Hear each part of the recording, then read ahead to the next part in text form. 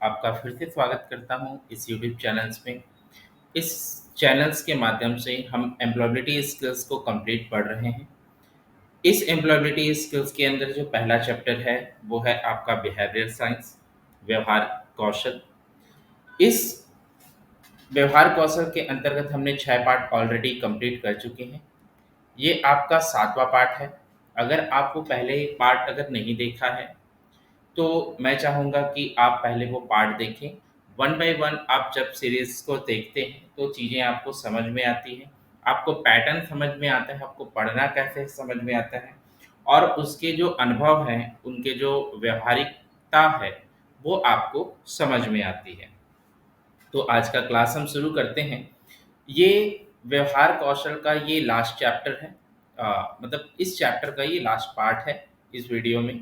मतलब टोटल हमने 7 पार्ट में इसे डिवाइड करके पढ़ा है, जो हमारा निमी पैटर्न पे आधारित है। ठीक है?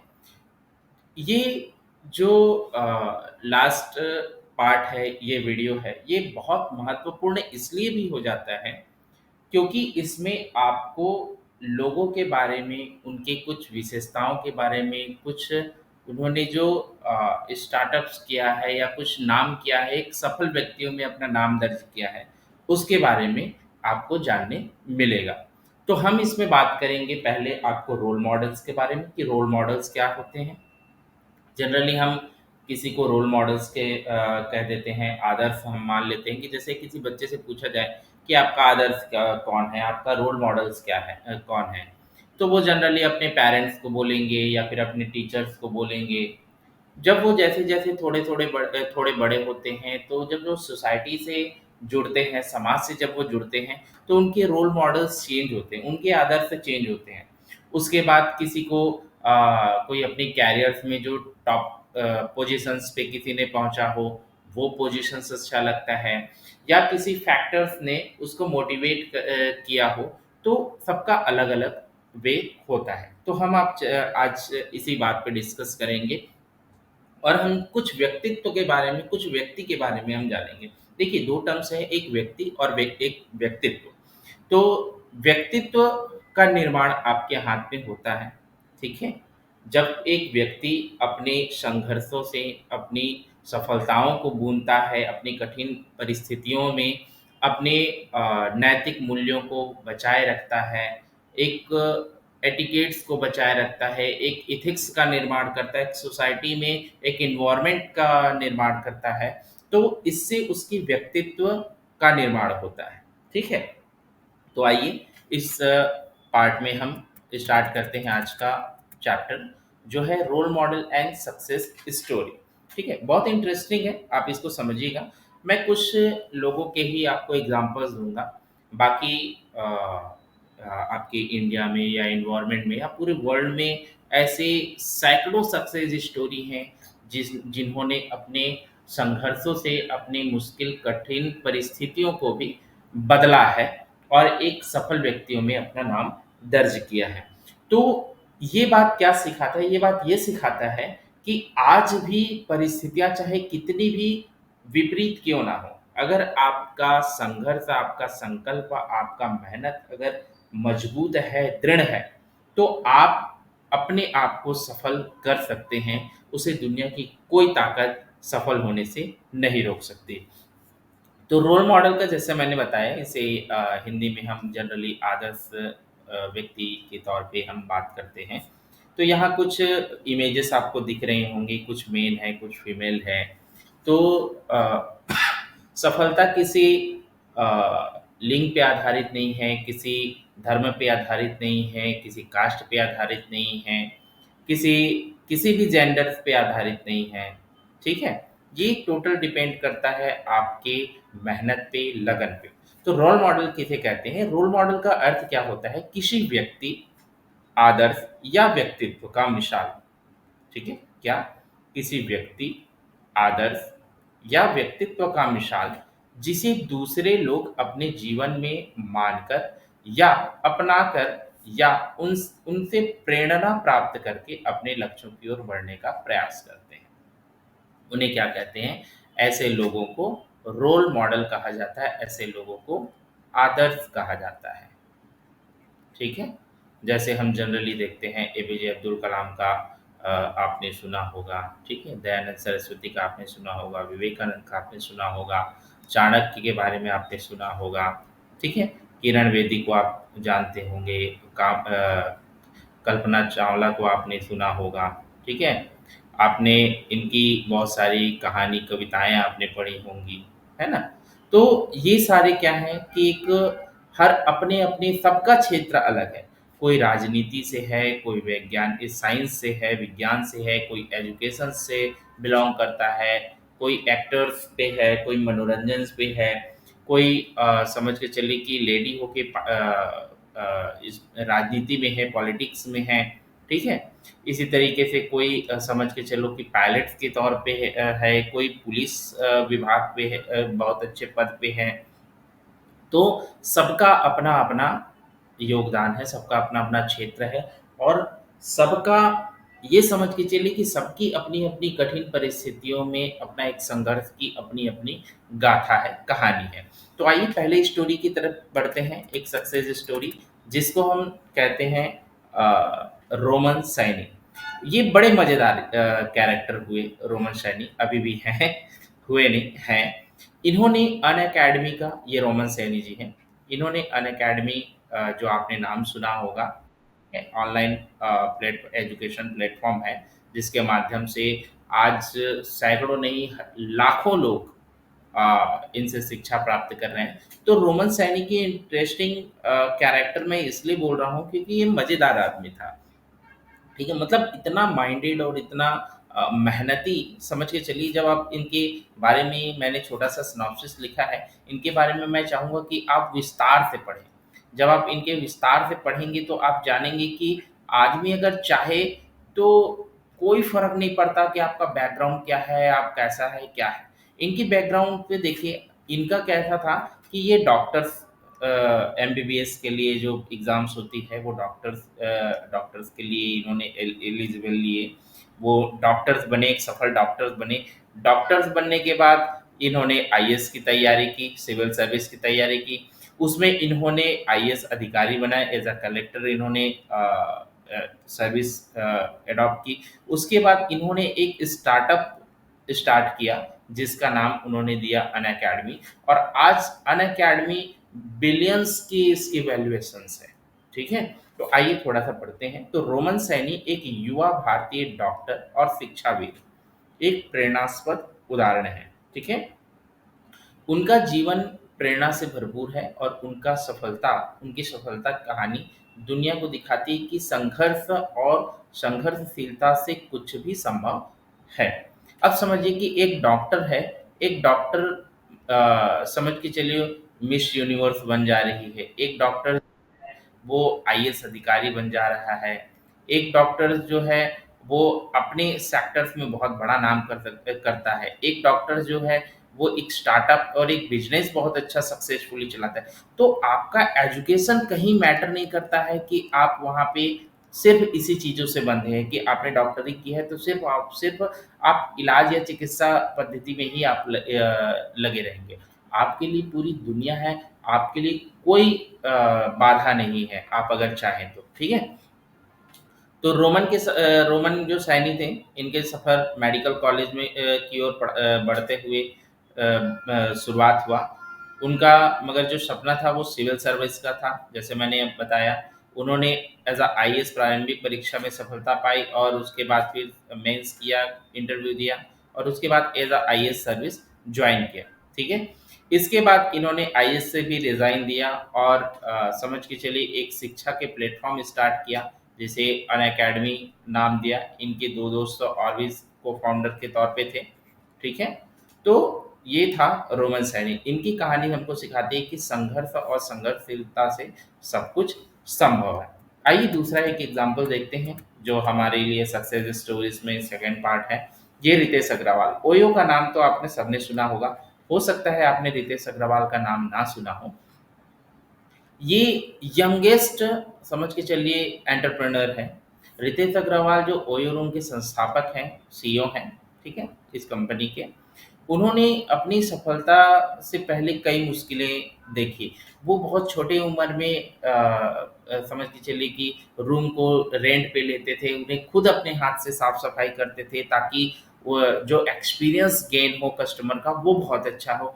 जब वहाँ पे गेस्ट आते थे, रहते थे, उसके बाद वो खुद से जाके उनसे फीडबैक लेते थे कि क्या है, क्या अच्छा है, क्या बुरा है। तो इस तरीके से उन्होंने बहुत संघर्ष किया, अपने अच्छी खासी नौकरी उन्होंने ड्रॉप किया। एक अच्छे फैमिली से बिलॉन्ग करते हुए भी उन्होंने कड़ी मेहनत की, ठीक है? तो रितेश का सफ़र 2013 में शुरू हुआ था जब उसने ओयो रूम्स की स्थापना की थी। उनका जो उद्देश्य था वो क्या था कि सफ़र में करने वाले आज पैन इंडिया में बहुत सारे ट्रैवल्स हैं। अब तो ये इंटरनेशनल कंपनी है समझ के चलिए।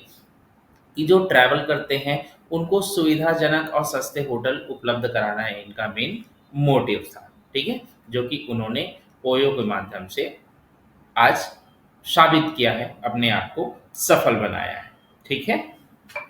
नेक्स्ट स्टोरी हम देखते हैं। ये है भाविश अग्रवाल का। भाविश अग्रवाल जो थे ये भी अच्छे फैमिली से बिलॉन्ग करते हैं। ये ओला के संस्थापक हैं समझ के चलिए, इनके साथ और भी को-फाउंडर्स हैं। तो भाविश अग्रवाल जो ओला के संस्थापक है, एक युवा उद्यमी है, ये भी एक यंग है, समझ ठीक है? तो ऐसा नहीं है कि आपके अंदर अगर काबिलियत है, आप अगर सफलता की ऊँचाइयों पे चढ़ना चाह रहे हैं, तो आपके लिए कोई ऐज फैक्टर नहीं है कि इसी ऐज में आप शुरुआत कर सकते हैं। आप अगर चाहें तो आप 15 साल, 20 साल, 23 साल में भी आप अपनी शुरुआत कर सकते हैं। आप अगर चाहें तो आज आज के टाइम पे कोई ऐसा फैक्टर नहीं है कि आपको सफल होने से कोई चीज़ें रोक सकती है। चाहे वो उम्र हो, चाहे आपका बैकग्राउंड हो, चाहे आपकी शिक्षा हो, कोई फैक्टर मैटर नहीं करता है, ठीक है? कि आपके पास सिर्फ़ बड़ी-बड़ी डिग्रियाँ होने से ही आप स्टार्टअप खड़ा कर सकते हो, ऐसा कुछ भी नहीं है। अगर आपके पास डिग्री ना हो, आप धीरूभाई अंबानी के बारे में आप पढ़ सकते हैं, आप उनके बारे में जान सकते हैं। तो ऐसे बहुत सारे एग्ज़ाम्पल्स हैं, जो हर फैक्टर्स को क्रॉस करके एक बड़ी ऊँचाइयों को पहुँचे हैं। ये पीडीएफ मैं आपको अपलोड कर दूँगा। आप लिंक से आप डिस्क्रिप्शन में जाएँगे तो इसका लिंक दिया रहेगा। उस लिंक से आप इसे डाउनलोड कर सकते हैं और इनके बारे में सिनॉप्सिस ये पढ़ सकते हैं। और इनके बाद फिर थोड़ा-सा और भी गूगल पे जाके आप इनके बारे में पढ़िए, इनकी कंपनी कौन-सी है, ये कैसे बिज़नेस कर रही है, ये लॉस में है कि क्या प्रॉफ़िट में है, अगर प्रॉफ़िट में है तो आगे इनकी क्या स्ट्रैटेजी है। अभी जैसे ओला ई-बाइक्स पे बहुत अच्छी काम कर रही है, तो उनका क्या विज़न है, कितना नेक्स्ट ईयर का क्या उन्होंने प्लान लेके रखा है। तो ये सारी चीज़ें जब आप जानेंगे, तो एक बिज़नेस को और एक एनवायरनमेंट को और एक समझ के चलो एक दुनिया को देखने का नज़रिया आपको एक समझ में आएगा, ठीक है? आगे हम एक एग्ज़ाम्पल एक चेहरे से और मैं मिलाता हूँ, जहाँ पे मैंने 3 एग्ज़ाम्पल्स लिए हैं। मुकेश अंबानी, इसके बारे में तो आप जान ही रहे हैं। जियो के समझ के चलिए चेयरपर्सन हैं और पूरे रिलायंस इंडस्ट्रीज़ के चेयरपर्सन हैं। सुंदर पिचाई गूगल के सीईओ हैं। गूगल के से आप तो वाकिफ़ ही हैं। आज अगर आप पढ़ भी रहे हैं तो कहीं न कहीं इनका योगदान है। मैरी कॉम इन पे मूवी भी बनी है। आप जो प्रियंका चोपड़ा ने इन्हीं का एक्ट किया है। बहुत अच्छी इनकी भी स्टोरी और बहुत संघर्ष से भरा इनका जीवन रहा है। अगर आपने वो मूवी नहीं देखी होगी तो आप एक बार ज़रूर उसे देखें। अगर आप मूवी नहीं देख सकते तो मैं चाहूँगा कि कम से कम आप इनकी एक बार स्टोरीज़ आप ज़रूर पढ़ें कि इन्होंने कैसा क्या किया। तो जब एक लेडीज़ इनके 2 बच्चे होने के बाद उन्होंने 5 बार वर्ल्ड चैंपियन बनी और भारत को गोल्ड मेडल जिताया। तो क्या संघर्ष उनके जीवन की रही होगी। एक बिल्कुल थर्ड क्लास एरिया से आने वाले गोल्ड मेडल जीत के विश्व का नाम रोशन कर रही है। इनके संघर्ष की गाथा क्या होगी और इनका जो परिश्रम होगा, जो मेहनत होगा, जो इन्होंने मतलब कोई भी रुकावटें आ रही, कोई भी बाधा आ रहे हैं, उसको पार करने का जो जुनून जो इनके अंदर होगा, वो आपको सीखना चाहिए, वो हम सबको सीखना चाहिए। कुछ एग्ज़ाम्पल्स मैं और भी लिया है, जो बड़े शख्सियत में शामिल होते हैं। हमारे मेरा फ़ेवरेट मैं अगर कहूँ, तो तीनों कैरेक्टर मेरे बहुत ज़्यादा फ़ेवरेट हैं और मैं इनसे बहुत कुछ सीखता हूँ। जो हमारे रतन टाटा जी हैं, ये सच में जैसा इनका नाम है, मैं तो समझता हूँ कि ये भारत की कोई अनमोल रतन ही है, राइट? ये टाटा ग्रुप के पूर्व अध्यक्ष थे। अभी जो नए अध्यक्ष निर्वाचित होने से पहले ये पूरे के पूरे टाटा इंडस्ट्रीज के चेयरपर्सन थे, और इन्होंने अपने हाथ में जब से बागडोर लिया था टाटा का, उसके बाद जो इन्होंने ऊंचाई तक के पहुंचाई है टाटा इंडस्ट्रीज को, वो अपने आप में अविश्वसनीय है। तो आप इनकी भी बुक्स आप पढ़ सकते हैं, आप गूगल पे देख सकते हैं, आप कुछ वीडियोस आप इनका देख सकते हैं कि क्या है, कैसा है, और इन्होंने कैसे जर्नी की है, और इसके बारे में विस्तार से आप जानिए। अगर आप सिर्फ थोड़ा-सा बस जानते हैं कि ये टाटा के चेयरपर्सन थे, टाटा इंडस्ट्रीज़ को बहुत बड़े तक के बनाया। आप टाटा को समझिए कि टाटा कितना बड़ा एक वटवृक्ष बन के है, कि आज क्रोमा में है, चाहे तनिष्क है, चाहे मतलब समझ के चलिए कि इतना बड़ा इंडस्ट्री को कैसे मैनेज कर रहे होंगे, ये आपको सीखना चाहिए। इस उम्र में जो समझ के चलिए कि जिस उम्र में लोग हरास होके बैठ जाते हैं कि मेरी तो पूरी उम्र चली गई, अब मैं कुछ नहीं कर सकता, वहाँ उनके अंदर जो एनर्जी देखने मिलती है, जहाँ जहाँ उनको एक सोच देखने मिलती है, वो वाक़ई लाजवाब है। वो आपको उनको सीखना चाहिए, वहाँ से समझना चाहिए। नेक्स्ट हमारे जो पूर्व राष्ट्रपति हैं मिसाइल मैन, जिनको उपाधि दी गई है डॉक्टर एपीजे अब्दुल कलाम। इनके बारे में मैं क्या कहूँ, मैं बस इतना ही कहूँगा, या आप इनके बारे में मतलब जितना भी आप जान पाएँ, वो इनकी गुण की कमी होगी। मैं 2 चीज़ें बस कहूँगा कि ये ऐसे व्यक्ति थे जिन्होंने राष्ट्रपति पद पे रहकर पूरे देश को गौरवान्वित किया, उस पद को गौरवान्वित किया, और पूरा देश का ऐसा कोई भी नौजवान, युवा, मतलब समझ के चलिए कि हर व्यक्ति के लिए 2 पक्ष समाज में हो जाते हैं, एक उसके सपोर्ट में और एक उसके अगेंस्ट में। पर ये जो शख्सियत हैं, इनको मैंने अभी तक ये देखा है कि इनके कोई भी ऐसा, चाहे वो बड़े हों, बुजुर्ग हों, महिला हो, बच्चे हों, कोई भी हो, किसी समाज से हो, चाहे वो मोमेडियन हो, चाहे हिंदू हो, चाहे जैन हो, चाहे ईसाई हो, कोई भी हो, हर कोई इनके सपोर्ट में है, कोई भी इनके अगेंस्ट में नहीं है। तो जो छवि, जो प्रतिभा इन्होंने हासिल की, जो इन्होंने देश को समझ के चलो टेक्नोलॉजी में जो आगे बढ़ाया है, जो संघर्ष इन्होंने अपने जीवन में किया, इनसे आपको सीखना चाहिए, प्रेरणा लेना चाहिए। मैं चाहूँगा कि इनके बारे में भी आप ज़रूर पढ़ें, इनके वीडियोज़ देखें, इनकी एक अग्नि की उड़ान बुक्स है, उसे आप पढ़ें। तपस्वी मन बुक है, इसे आप पढ़ें, ठीक है? तो मैं जो भी आज कुछ रोल मॉडल्स के दिखा रहा हूँ, इसको आप ज़रूर पढ़ें, इनको ज़रूर समझें, और इनसे पॉइंट्स आप नोट डाउन करें कि मैं इस पर्सनैलिटी से मैं ये सीखा, इस पर्सनैलिटी की इस पॉइंट्स को मैं अपने जीवन में धारण करूँगा। और देखिए कि जितने पर्सनैलिटीज़ हैं, रोल मॉडल्स हैं, उनसे अगर आप एक-एक पॉइंट भी आप सीख रहे हैं, तो आपके अंदर इतने गुण या फिर इतनी क्वालिटीज़ हो जाएँगी कि आपको सफल होने से दुनिया की कोई भी ताकत रोक नहीं सकती है। ठीक है?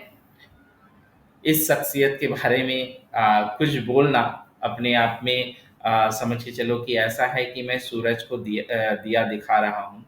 तो ये अमिताभ बच्चन जी हैं जो फ़िल्म अभिनेता हैं, और जिस उम्र में इनके जो सहकर्मी थे, वो सारे के सारे रिटायर्ड हो गए। आज भी अमिताभ बच्चन जी एनर्जेटिक हैं, उसी तरीके से, उसी उत्साह से एंटरटेनमेंट की एक अद्वितीय अभिनेता के तौर पे इनको मैं कह सकता हूँ। तो आज की वीडियो में मैंने तो आपको कुछ छवि ही दिखाई है, कुछ लोगों से परिचय कराया है, बट इसके अलावा तमाम हमारे सामने सैकड़ों एग्ज़ाम्पल्स हैं, और उनसे सीख सकते हैं, गुण उनसे ले सकते हैं, उनको कुछ अपने आदर्श के रूप में उनके कुछ क्वालिटीज़ को आप देख सकते हैं। उनके सामने जो स्थिति परिस्थिति रही उसको उसने उन्होंने कैसे ओवरकम किया, वो आप देखो। ऐसा कोई नहीं है कि जिसके जीवन में कोई ऊँच या नीच नहीं आई हो, किसी की विपरीत परिस्थिति किसी ने नहीं देखी हो, ऐसा कोई नहीं होता है। सबके जीवन में उतार-चढ़ाव सबने देखी होती है। आपको देखना ये है, आपको सीखना ये है कि उस जब उतार की समय है या फिर आपकी विपरीत परिस्थिति जब आपकी परीक्षा ले रही है, उस समय, उस कंडीशंस में आपका निर्णय क्या होता है, ये जो निर्णय शक्ति होती है, ये जो डिसीज़न पावर होता है, वो आपको सक्सेस बनाता है। तो आज की क्लास में बस इतना ही। कल से हम एक नए चैप्टर की शुरुआत करेंगे। उसमें हम धीरे-धीरे चीज़ों को और आगे बढ़ते चले जाएँगे। बहुत अच्छे एग्ज़ाम्पल्स के साथ में, बहुत अच्छे प्रैक्टिकल्स के साथ में हम आगे बढ़ेंगे और चीज़ों को अच्छे से सीखते चले जाएँगे। अगर आपने ये वीडियो को लास्ट तक के देखा है, तो आप डिस्क्रिप्शंस में जाके आप मेरे व्हाट्सएप चैनल्स को जॉइन कीजिए, जहाँ पे जो चीज़ें होंगी, उन चीज़ों को हम डिस्कस कर सकते हैं, आप कमेंट भी कर सकते हैं। आपको अगर वीडियो अच्छी लगती है, तो आप लाइक करें और सब्सक्राइब करें। चैनल्स को ज़्यादा से ज़्यादा शेयर करें आपके दोस्त, आपके सहपाठी, आपके सहकर्मी के साथ, ताकि जो एजुकेशंस के अलावा भी जो चीज़ें जीवन को चाहिए, व्यवहार में जो कौशल चाहिए, वो चीज़ों को वो सीख सकें, समझ सकें। तो आज के लिए बस इतना ही। धन्यवाद।